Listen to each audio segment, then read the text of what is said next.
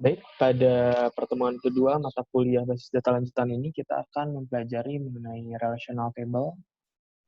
Jadi relational table itu merupakan keterkaitan antar table pada database, di mana relational table memiliki beberapa jenis, diantaranya ada one-to-one, many-to-many, dan one-to-many. Langsung saja kita masuk ke pokok bahasannya. Untuk mendefinisikan relasi antar table, di sini contohnya saya memiliki dua buah table. Yang pertama table mahasiswa, dan yang kedua adalah table matkul. Di mana nanti kolom si table mahasiswa ini atau kolom kode matkul ini dia akan mereference ke salah satu kolom pada tabel matkul. Ini kolomnya kolom kode dan tabelnya tabel matkul. Jadi DDL di sini ada DDL foreign key. Foreign key itu DDL yang digunakan untuk mendefinisikan kolom mana yang akan mengacu dan diacu. Foreign key ini yang mengacunya. Di sini si kode matkul pada tabel mahasiswa yang akan mengacu atau yang diacunya itu adalah tabel matkul kolom kode. Untuk biar lebih jelas, mungkin kita langsung praktekkan saja di sini. Saya sudah buka ininya, SQL-nya. Jadi kita akan buat sebuah database dulu. Misalnya di sini saya buat database dengan nama universitas. Lalu saya akan membuat terlebih dahulu tabel matkulnya di sini. Lalu saya buat create table matkul, di mana si table matkul ini memiliki 3 buah kolom. Kolom yang pertama adalah kolom kode, tipe datanya karakter 10, dia adalah primary key, dan tidak boleh kosong. Kolom yang kedua adalah nama, varchar 50, dan dia tidak boleh kosong. Dan kolom yang ketiga misalnya kode dosen yang mengampunya. Dia misalnya karakter 3 atau 4 mungkin. 4, dan dia tidak boleh kosong. Lalu kita akan buat juga tabel yang akan mengacu si kode matkul ini atau si tabel matkul ini. Nama tabelnya misalnya tabel mahasiswa. Di sini ada NIM atau nomor induk mahasiswa. Nah, NIM-nya kita buat 4 karakter saja. Primary key, not null. Lalu di sini ada nama mahasiswanya, tipe datanya misalnya varchar 50. Dia tidak boleh kosong juga. Dan yang terakhir misalnya ada kode matkul yang akan mengacunya ini ya. Tipe datanya tentu saja kita samakan dengan tipe data yang akan diacunya, ini karakter 10 dan not null. Sekarang kita definisikan keterkaitan antar kolom tabel mahasiswa ini ke tabel matkul ini. Caranya kita tulis foreign key dalam kurung kolom yang akan diacunya kode matkul, dan dia akan mengacu kemana. Kita tuliskan di sini DDL-nya reference pakai S, jangan lupa. Dia akan mengacu ke tabel matkul. Kita tulis tabelnya, lalu dalam kurung kolom yang akan diacunya. Di sini kolom yang akan diacu adalah kolom kode. Nah, seperti ini. Nah, kalau kita describe si tabel mahasiswanya, dia akan menampilkan keterangan mul. Mul ini adalah penanda bahwa si kode mata kuliah ini adalah foreign key, atau dia mengacu pada tabel lain. Untuk mencobanya atau untuk ngetesnya, apakah dia benar-benar sudah terhubung atau tidak, kita akan memasukkan dulu record-record ke si tabel matkulnya. Misal di sini kita insert into matkul, values-nya kita akan multi insert. Yang pertama misalnya kode mata kuliahnya G6511700031. Kode mata kuliahnya misalnya data mining, nama mata kuliahnya, dosen pengacunya misalnya Dr. Fauzia. Lalu mata kuliah yang kedua misalnya G6511700038. Nama mata kuliahnya misalnya web programming. Dosen yang mengampunya misalnya Ibu Dr. Septi. Ini.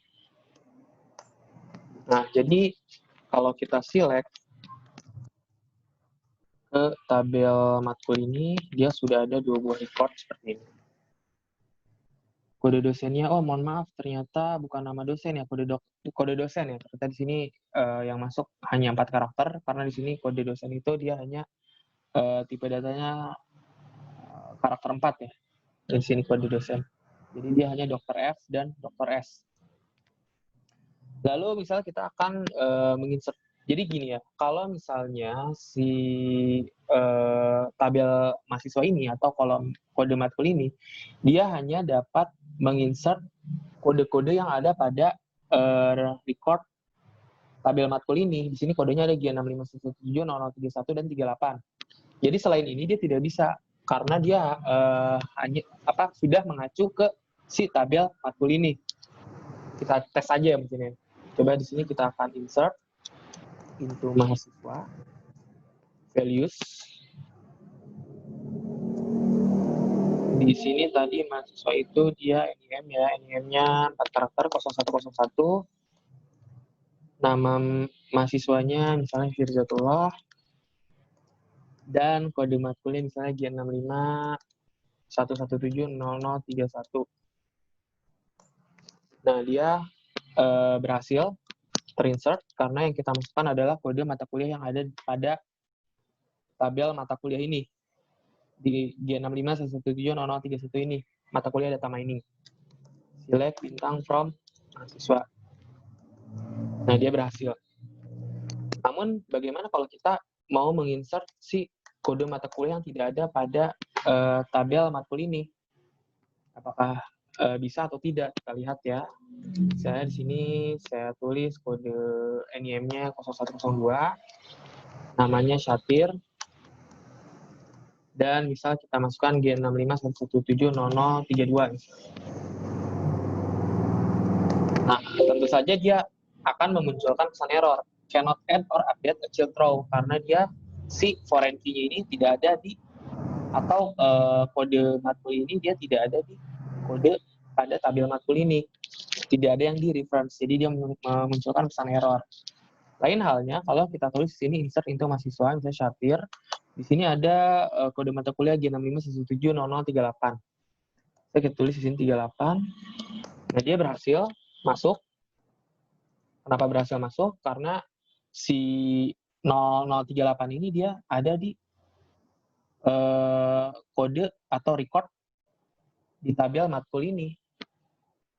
Jadi dia bisa masuk gitu. Lalu apa sih fungsi dari si foreign key atau fungsi dari si constraint atau fungsi dari si relational ini selain membatasi input dari si kode mata kuliah ini? Jadi dengan relational kita misal di sini saya memiliki 2 buah tabel yang berbeda. Tabel yang pertama adalah tabel mata kuliah dan tabel yang kedua adalah tabel mahasiswa. Misalnya saya akan ingin memanggil satu tabel di mana tabel ini misalnya ada kolom NIM, kolom nama, kolom kode matkul, dan nama matkulnya, dan kode dosen misalnya. Nah, dengan si join ini, kita bisa, atau dengan si relational ini, kita dapat melakukan hal tersebut yang dinamakan dengan join. Misal di sini saya akan memanggil select bintang, misalnya A bintang, misalnya, koma, B, nama, dan B, kode dosen. Jadi si A-nya ini misalnya kita definisikan sebagai tabel mahasiswa, kita akan ambil seluruh kolom di tabel mahasiswa ini, yakni NIM, nama, dan kode matkul. Lalu si B ini misalnya dia si tabel matkul, kita akan ambil kolom si nama dan kode dosennya from mahasiswa A, join matkul B. Jadi dengan join tadi kita bisa memanggil satu satuan seperti ini. Nah, di sini kenapa terjadi record yang ganda? Jadi di sini harusnya kan recordnya hanya 2, tapi di sini ada record ganda. Jadi karena di sini kita melakukan join, yakni full join, di mana si query-nya ini dia akan menampilkan 4 buah record, yakni di kode matkul itu dia ada 2 record dan di si mahasiswa itu 2 record. Jadi dia mengambil keempat buah record itu.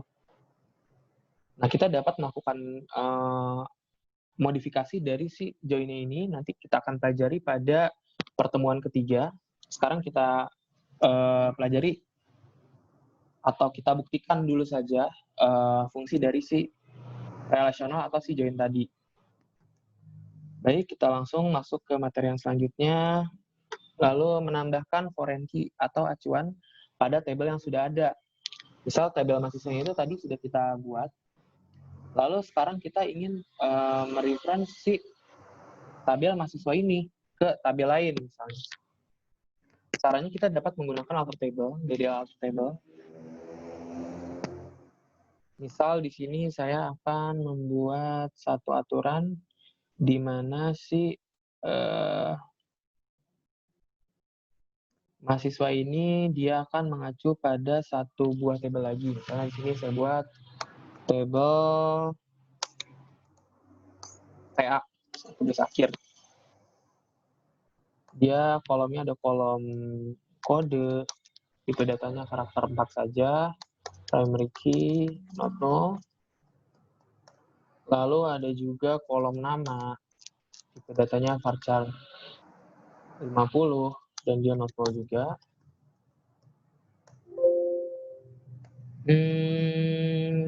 Error di create-nya, salah create kurang R ya.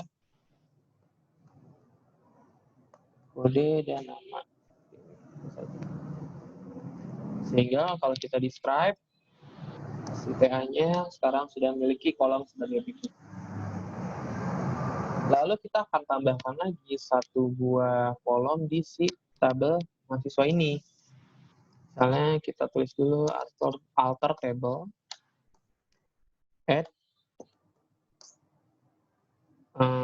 misalnya kode TA, tipe datanya tentu saja karakter 4, dia not null.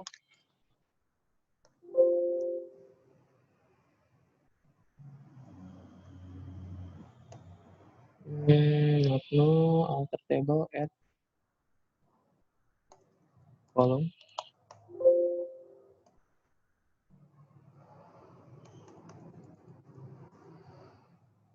Alter table mahasiswa add. Nah, seperti ini. Jadi kalau kita describe, mahasiswa dia sudah ada satu kolom baru yakni kode TA. Nah, untuk menambahkan constraint, kita bisa tuliskan alter table mahasiswa add foreign key. Di sini misalnya add foreign key, nama tentu saja nama kolomnya kode TA, dan dia akan mereference ke tabel TA, kolomnya kolom kode. Cannot add or update chat row foreign key. Oh, kita harus kosongkan dulu ya si ininya, si row atau si record dari si mahasiswanya itu. Misal kita delete from mahasiswa where nama sama dengan tidak sama dengan X. Select bintang from mahasiswa. Sekarang mahasiswanya sudah kosong, empty. Lalu kita buat aturan seperti ini. Jadi si tabel kode TA ini dia akan mereference ke si tabel TA atau kode. Nah, lalu kita describe mahasiswa. Nah, sekarang si kode TA pun sudah memiliki keterangan atribut multi, yakni dia foreign key atau mereference ke tabel TA. Misal kita tulis juga di sini insert into kode TA atau TA ya, dari TA, values-nya kodenya 4 karakter, 1101 misalnya di sini, judul TA-nya, judul tugas akhir 1 misalnya. Lalu misal kita akan menginsert ke si mahasiswanya, mahasiswa, insert into mahasiswa, values-nya, kode mata kuliahnya 0104 misalnya. Lalu namanya Firzatullah, kode ininya matkulnya G651170031 dan kode TA-nya adalah 1101. Nah, dia berhasil. Input karena kode TA-nya ini memang sudah ada di record sebelumnya. Record tabel TA. Select bintang from TA. Jadi yang sudah ada di sini ya. Jadi si TA ini mengacu di kode tabel TA ini. Bagaimana kalau kita masukkan si kode TA-nya ini misalnya nggak ada di tabel TA, misalnya 1102 misalnya. Nah, dia, mohon maaf, ininya masih belum saya ganti. Misalnya 1103. Tentu saja dia akan memunculkan pesan error karena si 1102 ini dia tidak ada di tabel TA-nya. Jadi untuk menambahkan foreign key atau acuan pada tabel yang sudah ada itu, teman-teman juga dapat menggunakan alter table ya. Selanjutnya, tipe-tipe relasional pada table, sesuai yang sudah saya jelaskan pada awal materi tadi. Jadi tipe-tipe relasional pada table itu ada 3. Yang pertama ada one to many, yang kedua ada many to many, dan yang ketiga adalah one to one. Contoh kasus pada one to one. Jadi one to one itu misal terdapat 2 buah tabel, yakni tabel mahasiswa dan tabel program studi yang saling terhubung, di mana si satu mahasiswa ini hanya dapat memilih satu prodi, dan sementara si prodi ini dapat dipilih oleh beberapa mahasiswa. Jadi one-nya itu ada di si mahasiswa memilih prodinya, dia hanya memiliki satu kode prodi, dan si prodi ini dapat dimiliki oleh banyak mahasiswa. Contohnya seperti si kode matkul tadi ya. Di sini misalnya saya tuliskan select bintang from mahasiswa. Mahasiswa 1 misalnya di sini Firzatullah, dia memiliki kode matkulnya G65170031. Misal saya tulis lagi di sini insert untuk mahasiswa values 0102 misalnya, namanya Syatir, lalu kode mata kuliahnya misalnya kode G651170031 juga, dan kode TA-nya misalnya 1101 juga. Nah, sekarang select bintang. Nah, sekarang si record Syatir dan record Firzatullah ini dia sama-sama memiliki kode mata kuliah yang sama.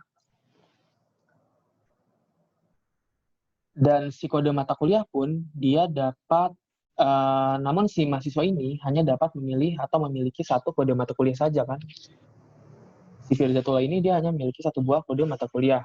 Dan si kode mata kuliah ini, si G651700031 itu dia dapat dipilih oleh beberapa mahasiswa. Pada tabel ini yang memilih kode mata kuliah tersebut adalah Syatir dan Firzatullah. Jadi yang dimaksud dengan one to many itu seperti tadi gitu ya. Atau seperti ini contohnya. Seperti yang PowerPoint ada di depan ini. Contoh kasus one to many. Jadi di sini misalnya ada mahasiswa Firzatullah dan Syatir, dia sama-sama memilih kode prodi yang sama.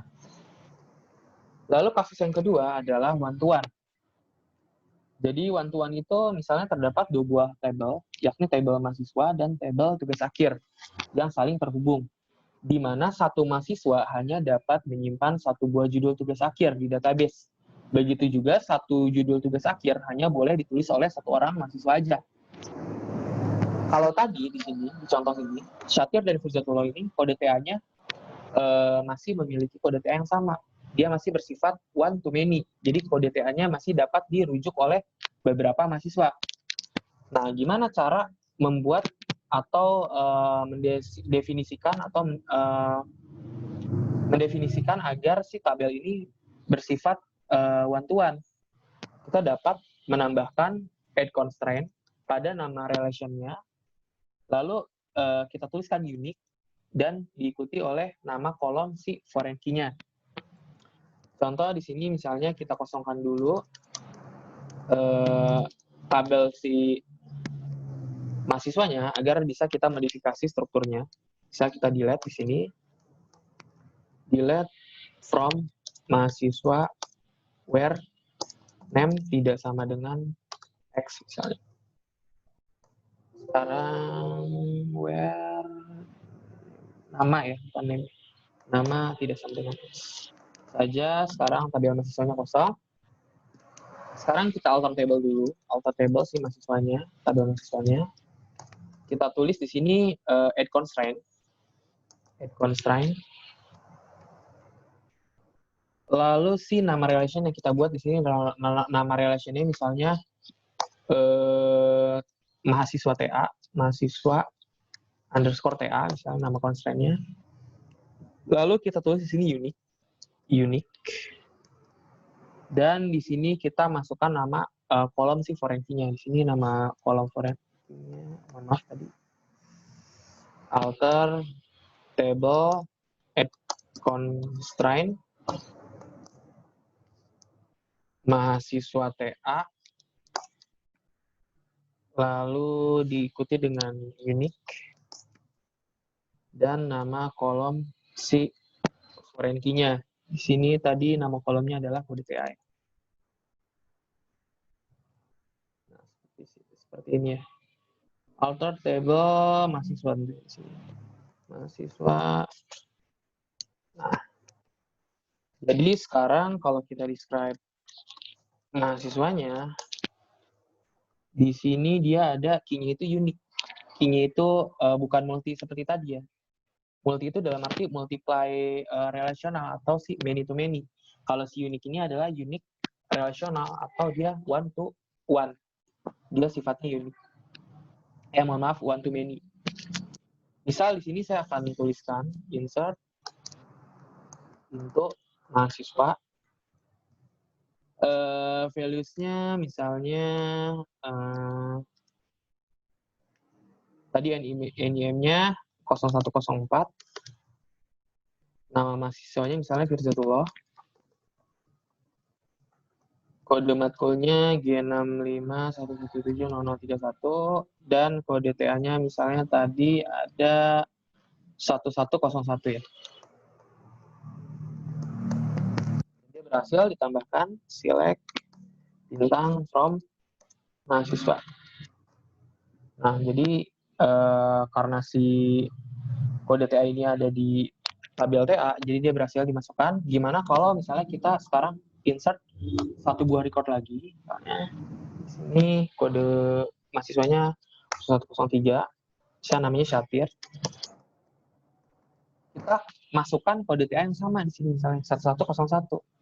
Harusnya tadi karena sifatnya tuh one to many, jadi atau one to one, mohon maaf, sifatnya tuh one to one, jadi si kode TA ini dia hanya dapat dipilih oleh satu mahasiswa.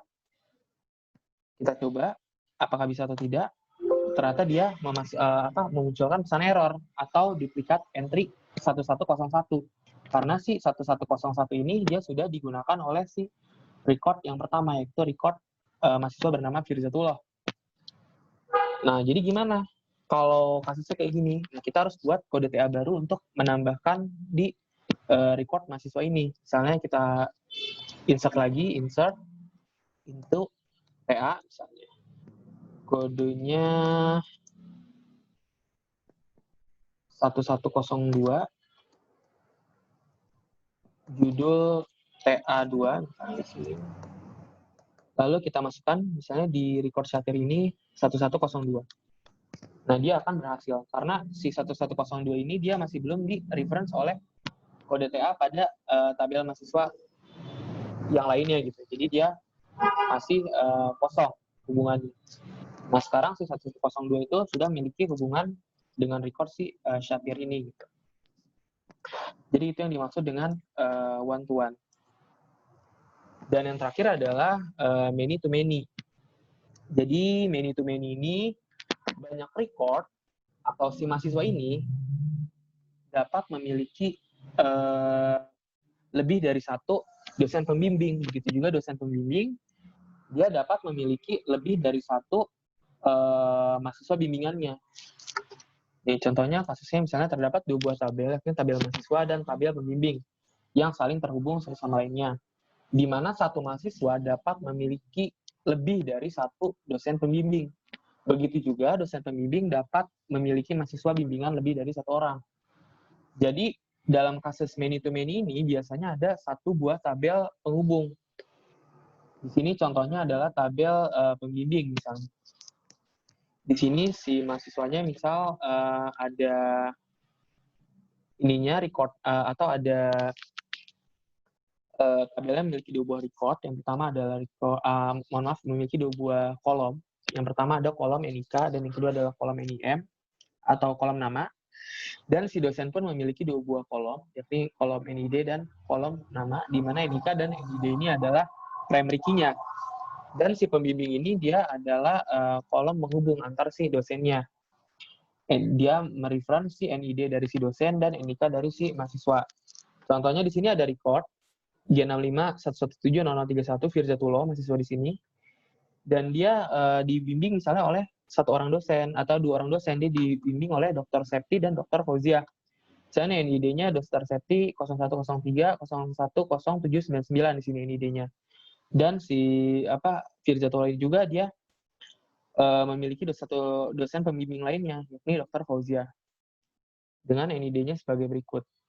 Nah, jadi si pembimbing ini dia tabel pembimbing ini dia mendefinisikan si hubungannya. Jadi contohnya di sini si G6511700031 ini memiliki 2 buah NID. Dan juga NID ini si dosen ini juga dapat memiliki lebih dari satu dosen pembimbing. Misalnya Dr. Set ini akan menambahkan lagi si Syatir ini. Dia bisa juga menambahkannya langsung di pembimbingnya. Recordnya itu yang bertambah ada di pembimbingnya. Jadi untuk pertemuan kali ini saya rasa cukup. Teman-teman bisa coba-coba dulu query-query dari si relasional ini. Apabila ada yang masih belum jelas atau masih membingungkan, teman-teman bisa tanyakan ke grup WA. Teman-teman bisa request apakah teman-teman ingin melakukan Zoom atau tidak. Nanti kita akan diskusikan kapan jadwalnya. Baik, saya cukupkan saja pertemuan kali ini. Assalamualaikum warahmatullahi wabarakatuh.